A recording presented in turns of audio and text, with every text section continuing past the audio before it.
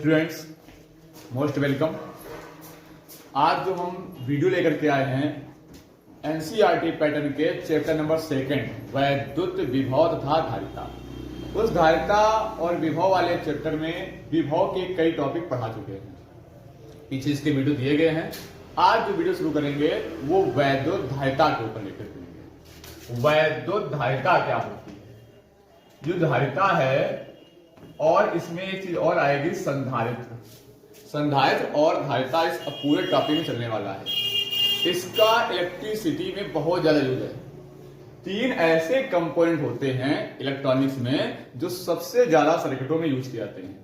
एक आपका होता है कैपेसिटर, जिसको हम संधारित्र बोलते हैं। जनरल भाषा में उसको कंडेंसर बोल देते हैं, सुना होगा। पंखों में, कूलर वगैरह में या हर एक इलेक्ट्रॉनिक सर्किट में कंडेंसर लगा रहता है, उसके बारे में यहां बात होगी। और दूसरा कंपोनेंट आपका होता है रेजिस्टेंस, जिसको हम प्रतिरोध बोलते हैं। और तीसरा आपका जो कंपोनेंट है वो है इंडक्टर, जिसको प्रेरक बोलते हैं, प्रेरकत्व। एल, सी और आर, ये 3 ऐसे इलेक्ट्रॉनिक कंपोनेंट हैं जो एक्टिव कंपोनेंट हैं, हर जगह इलेक्ट्रॉनिक सर्किट में यूज किए जाते हैं। तो वैद्युत धारिता, जिसको हम अगली बोलते हैं इलेक्ट्रिक कैपेसिटेंस। कैपेसिटेंस कैपेसिटेंस हमारा होता है कैपेसिटी, धारिता, धारण करने की क्षमता। क्या धारण करना है?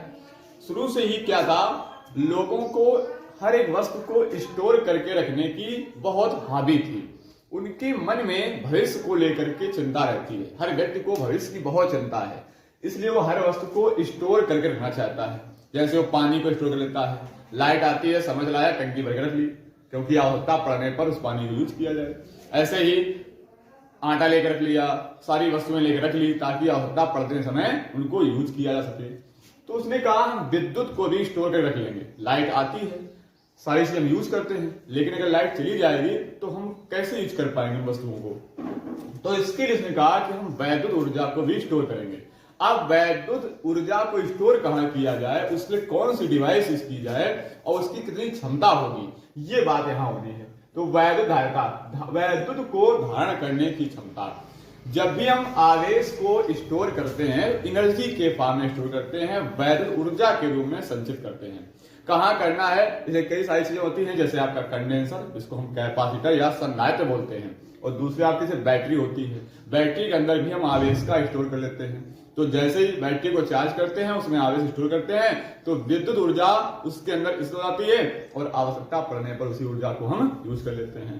तो वैद्युत धारिता क्या होती है? यहाँ पर जब हम किसी चालक को आवेश देते हैं, चार्ज करते हैं, तो जो आवेश हमारा क्यू होता है, ये डिपेंड करता जा करके है उस चालक के बढ़े हुए वोल्टेज पर। आवेश जितना देंगे उतना उस चालक का विभव बढ़ता जाएगा। किसी चालक को जब हम चार्ज करते हैं, उसको चार्ज करने में चालक को दिया गया आवेश उसके विभव पर निर्भर करता जा करके है। जैसे जैसे आवेश देते जाएंगे उसका विभव बढ़ता जाएगा। जब यहां से प्रोपोर्शनल आते हैं, कांस्टेंट आता है C इंटू C बराबर Q अपान V। ये फार्मूला बन गया हुआ। Q क्या है? किसी चालक को दिया गया आवेश, और V है उस आवेश से चालक का जो विभव बढ़ गया। ये है विभव में वृद्धि, और ये है चालक को दिया गया आवेश। इस फार्मूले से वैद्युत धारिता की परिभाषा बन जाती है कि किसी चालक को दिया गया आवेश तथा उसके विभव में होने वाली वृद्धि के अनुपात को वैद्युत धारिता कहते हैं। अगर किसी चालक को हमने Q आवेश दिया है और उसके V वोल्ट में वृद्धि नहीं होती है विभव में, तो उसकी धारिता बन जाती है C बराबर Q अपान V। परिभाषा क्या बन गई? किसी चालक को दिया गया आवेश तथा उसके विभव में होने वाली वृद्धि के अनुपात को वैद्युत धारिता कहते हैं। इसे C से प्रदर्शित करते हैं। अगर मात्रक देखा जाए इसका यूनिट, तो आवेश का मात्रक होता है कूलाम और विभव का मात्रक होता है वोल्ट। तो कूलाम बटे वोल्ट, अथवा इसका दूसरा मात्रक होता है फैरड, जो बहुत बड़ा मात्रक है धारिता का। इस फैरड को छोटे छोटे मात्रकों में भी डिवाइड किया गया है। जैसे आपका एक होता है माइक्रो फैरड, और एक माइक्रो फैरड को हम शॉर्ट में देते हैं म्यू एफ, और एक म्यू एफ बराबर होता है 10⁻⁻⁶ फैरड। फैरड बड़ा मात्रक है। एक फैरड में होते हैं 96,500 कूलाम आवेश। 96,500 कूलाम आवेश से मिलकर बनता है 1 फैरड, और 1 माइक्रो फैरड में होता है 10⁻⁻⁶ फैरड। इससे छोटा यूज करते हैं 1 पिको फैरड। 1 पिको फैरड में होता है 10⁻60 में आप पीएफ बोल सकते हो। 1 पिको फैरड में होते हैं 10⁻12 फैरड। तो ये आपकी हो गई धारिता, उसका मात्रक हो गया। अगर इसकी विमा निकाली जाए तो आवेश की विमा पीछे पड़ गया हुआ पिछले वीडियो में 80 होती है, और विभव की विमा होती है mL2T-3A-1। ये ऊपर ले जाएंगे तो m ऊपर जाएगा, m-1 हो जाएगा। ये L2 है, ऊपर जाएगा L-2 हो जाएगा। ये T-3 यहाँ पे है, ऊपर जाएगा प्लस का हो जाएगा। एक T पहले से यहाँ पे है तो T4 बन जाएगा, और ये A-2 ऊपर जाएगा प्लस का हो जाएगा। एक यहाँ A पहले से है तो क्या हो जाएगा, A2 हो जाएगा। ये इसकी विमा बन गई। ये है पूरी वैध धारिता, विद्युत को धारण करने की क्षमता, कैपेसिटी। जैसे हमारे कोई पानी की टंकी है, वो आप 20 लीटर टंकी लेके आते हो तो उसमें 20 लीटर का पानी आएगा। ये उसकी क्या है, कैपेसिटी है। 20 से आप कम भी बढ़ सकते हो, लेकिन 20 से अधिक नहीं आ सकता है। ये उसकी धारिता है, क्षमता है। अब इसमें जो आपका फैरड आया है तो पूछ जाता है कभी कभी एग्जाम में कि 1 फैरड किसे कहते हैं। जो इसकी धारिता का मात्रक आया है कूलाम/वोल्ट या फैरड, तो इस फैरड की परिभाषा क्या बन जाएगी। आज आप देखिए 1 फैरड की परिभाषा क्या बनती है। तो C बराबर जो आपने लिखा Q/V फैरड। अगर हमें यहाँ पे 1 फैरड चाहिए तो हम क्या करें, किसी चालक को 1 कूलाम आवेश दे दें, और 1 कूलाम आवेश देने से उसका विभव 1 वोल्ट बढ़ जाए। तो देखिएगा C बराबर क्या करोगे, Q भी 1 कूलाम हो गया, विभव भी 1 वोल्ट हो गया, ये हो गया फैरड। तो C बराबर क्या आ गया, 1 फैरड। C क्या है, धारिता कितनी हो गई है, 1 फैरड हो गई। कब हो पाई है, जब हमने किसी चालक को 1 कूलाम आवेश दिया और 1 कूलाम आवेश देने से उसका विभव 1 वोल्ट बढ़ गया। तो परिभाषा बन गई, यदि किसी चालक को 1 कूलाम आवेश दिया जाए और उसके विभव में 1 वोल्ट की वृद्धि हो जाए तो उस चालक की वैध धारिता 1 फैरड कहलाती है। यदि किसी चालक को 1 कूलाम आवेश देने पर उसके विभव में 1 वोल्ट की वृद्धि हो जाए तो उस चालक की वैध धारिता 1 फैरड कहलाती है। ये बन गई आपकी वैध धारिता बन गई। अब इसमें पूछा जाता है कि अगर कोई गोली चालक है उसकी धारिता क्या होगी। तो यहाँ बहुत सारे एक्सपेरिमेंट करके देखे गए, जो गोली चालक आपके होते हैं उनकी धारिता होती बहुत कम होती है। कैसे कम होती है, इसको आप प्रूव करके दिखाते हैं तो सारी बात आपको क्लियर हो जाएगी। आइए देखिए, हम एक विलिगित गोली चालक लेते हैं और उसको हम क्यू चार्ज देते हैं, फिर देखते हैं उसकी धारिता कितनी है। तो प्रश्न बन जाता है, किसी विलिगित गोली चालक के कारण उत्पन्न वैद्युत धारिता का व्यंजक निर्मित कीजिए। तो मान लेते हैं एक कोई गोली चालक है, इसकी कुछ रेडियस होगी, इसका सेंटर O मान लिया, रेडियस मान लिया हमने कैपिटल R है इसकी। अब हमने इसको Q चार्ज देना शुरू किया, तो जैसे ही चार्ज देंगे तो सारा चार्ज इसके सरफेस पर एक समान रूप से फैल जाएगा, क्योंकि आप ये पढ़ा है पीछे सतत आवेश वितरण, कंटिन्यूअस चार्ज डिस्ट्रीब्यूशन। जैसे इसको चार्ज दिया जाएगा वो Q चार्ज इसके सरफेस पर एक समान रूप से फैल जाता है। अब क्या होता है, जब समान रूप से फैल जाएगा तो इसकी रेडियस तो हर जगह बराबर होगी, तो इसके पूरे सरफेस पर जो विभव आएगा वो समान हो जाएगा। V बराबर 1/4 पाई सन नॉट Q पाई R, हर पॉइंट पर समान आ जाएगा। जो समान आ गया तो समविभव प्रश्न बन गया ये। अब समविभव प्रश्न बन गया तो हम पीछे समविभव प्रश्न की पढ़ चुके थे कि समविभव प्रश्न से जो वैद्युत रेखा निकलती हैं वो द्रव पृष्ठ के लंबवत बाहर की ओर निकलती है। इस प्रकार से समविभव पृष्ठ से वैद्युत रेखाएं पृष्ठ के लंबवत बाहर की ओर निकलती हैं। ये समविभव पृष्ठ का गुण होता है। हमें निकालना क्या है, इस चालक की वैद्युत धारिता कितना ये स्टोर कर सकता है, इसके स्टोरेज की क्षमता कितनी है।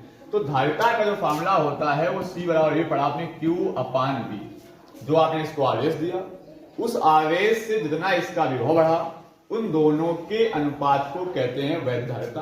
तो चार्ज तो हमने इसको Q दिया हुआ तो Q तो फिक्स हो गया। V पता करना है कि इस चालक के पृष्ठ पर विभव कितना है, तो हमें पता है +Q आवेश के कारण, +Q आवेश के कारण चालक के प्रत्येक बिंदु पर विभव, कहीं भी आप निकालेंगे हर एक बिंदु पर जो विभव आएगा वो v बराबर 1/4 पाई नॉट। अगर इसके आसपास कोई मीडियम है, माध्यम है, तो माध्यम का परावर्तनांक ये होता है KQ/R। ये क्या हो गया, ये विभव हो गया आपका। हमें निकालनी क्या है धारिता, तो लिखेंगे चालक की वैद्युत धारिता, चालक की वैद्युत धारिता C बराबर होता है Q/V। किसी चालक को दिया गया आवेश और उसके विभव में होने वाली वृद्धि के अनुपात को वैद्युत धारिता कहते हैं। तो C बराबर Q तो Q रहा। अब V का वैल्यू देंगे, क्या है V की वैल्यू 1/4 पाई एप्सिलॉन नॉट के Q/R। ये Q से Q कैंसिल हो जाएगा।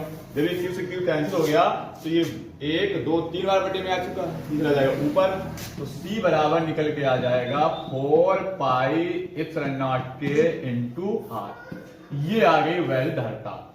अगर इसके पास का मीडियम माध्यम के जो है वायु या निर्वात है, तो वायु या निर्वात के लिए हम जानते हैं वायु अथवा निर्वात के लिए जो माध्यम का परावर्तनांक बनता है के, उसकी वैल्यू होती है 1। अगर के की वैल्यू यहां मान रख देंगे तो C बराबर बचेगा 4 pi epsilon not into R। अब 4 पाई एप्सिलॉन नॉट क्या है, कांस्टेंट वैल्यू है। पीछे आप पढ़ चुके हो क्या कि 1/4 पाई एप्सिलॉन नॉट की वैल्यू होती है 9 × 10⁻⁹। यहां क्या है, यहां 4 पाई एप्सिलॉन नॉट है। गलती से ये वैल्यू न देना, क्योंकि ये वैल्यू 1/4 पाई एप्सिलॉन नॉट की, तो 4 पाई एप्सिलॉन नॉट की वैल्यू निकालनी है तो इसको डिवाइड कर देंगे। तो 4 पाई एप्सिलॉन नॉट की वैल्यू आ जाएगी 1/9 × 10⁻⁹। ये आ गया किसका, 4 पाई एप्सिलॉन नॉट का मान। यहां रखेंगे तो C बराबर 1/9 × 10⁻⁹ इंटू R। ये जो फार्मूला निकला है इसमें आप देख सकते हो केवल आपको R की आवश्यकता पड़ती है। ये तो वैल्यू पता है, R अगर रख देंगे तो C की वैल्यू ज्ञात हो जाएगी। R है क्या, इस गोली चालक की त्रिज्या है। अगर त्रिज्या का मान यहां हम रख देते हैं तो हमें C की वैल्यू ज्ञात हो जाएगी। अब त्रिज्या अगर रखें तो मान लो सपोज करते हैं कि कोई हम गोला ले देते हैं, देखते हैं इस चालक की धारिता है कितनी। एक ऐसा चालक लेते हैं मान लो जिसकी त्रिज्या हमारे पास 9 मीटर करीब है। क्या लेते हैं, 9 मीटर। हमने क्या किया, R बराबर 9 मीटर त्रिज्या का एक गोली चालक ले लिया। 9 मीटर बहुत बड़ी त्रिज्या है। 9 मीटर त्रिज्या यहां रखेंगे तो धारिता इसकी क्या आती है, 1/9 × 10⁻⁹ × R। R क्या आपके पास है, 9 है। ये 9 से 9 कैंसिल हो जाएगा। ये 10⁻⁹ ऊपर जाएंगे। C बराबर 1 × 10⁻⁻⁹ फैरड।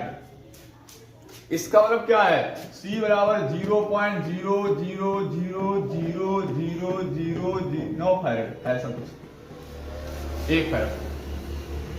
इतनी कम धारिता है, जबकि त्रिज्या कितनी है, 9 मीटर। 9 मीटर लंबा चालक लिया हमने और उसको जब आवेश दिया तो उसको धारिता देखी नहीं है, 0.001 फैरड की है। बहुत कम धारिता है, 0.00 कितने जीरो हैं। इतने बड़े चालक की इतनी कम धारिता, इसलिए गोली चालक यानी गोली संधारित्र यूज नहीं किए गए। ये यूजलेस हो जाते हैं क्योंकि इनमें साइज बहुत बड़ा हो जाता है, त्रिज्या बहुत बड़ी है और इसको जो ग्रहण करने क्षमता है, जो स्टोरेज क्षमता है, वो बहुत छोटी है। इसलिए गोली संधारित्र यूज नहीं किए गए। अलग प्रकार के संधारित्र है जिनको कहा गया समांतर प्लेट संधारित्र। तो अब अगला जो हम टॉपिक पढ़ रहे हैं इसी में, वो क्या हो जाएगा, समांतर प्लेट संधारित्र। संधारित्र क्या है, संधारित्र एक डिवाइस है जिसको हम कैपेसिटर बोलते हैं। संधारित्र को बोलते हैं इंग्लिश में कैपेसिटर। ये एक इलेक्ट्रॉनिक डिवाइस है और ये एक्टिव डिवाइस है। बहुत ज्यादा इलेक्ट्रॉनिक सर्किटों में यूज की जाती है। संधारित्र का काम होता है आवेश को संचित करना विद्युत ऊर्जा के रूप में। आवेश को स्टोर करने की जो क्षमता है, जो तरीका है, जो युक्ति है, जो प्रोसेस है, उसका नाम क्या है, संधारित्र। संधारित्र एक ऐसी युक्ति है जिसमें आवेशों का संचय किया जाता है। संधारित्रों में जो यूज किए गए सबसे अधिक यूज होने वाले संधारित्र थे वो समांतर प्लेट संधारित्र।